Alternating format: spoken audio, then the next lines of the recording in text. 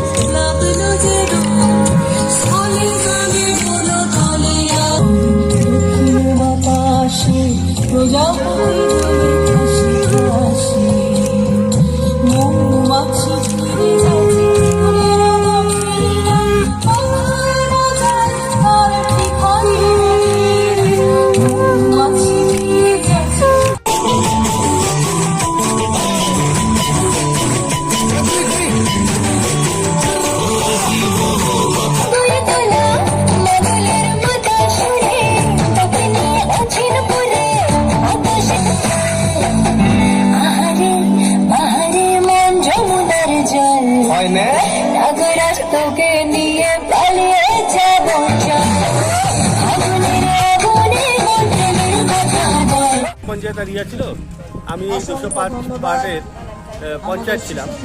এখানে এই উৎসবটা আমি পঞ্চায়েত হওয়ার পরে প্রথম চালু করি।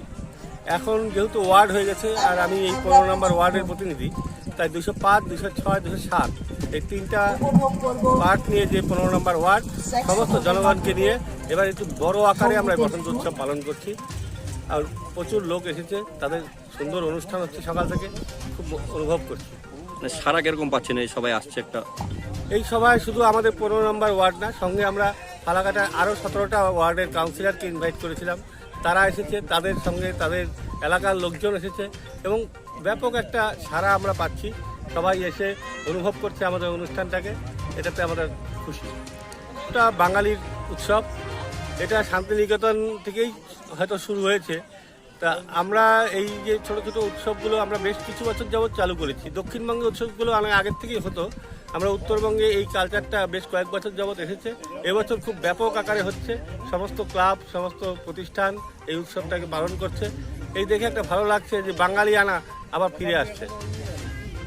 আমি অভিজিৎ রায়, সনাতন, 15 নং ওয়ার্ডের কাউন্সিলর।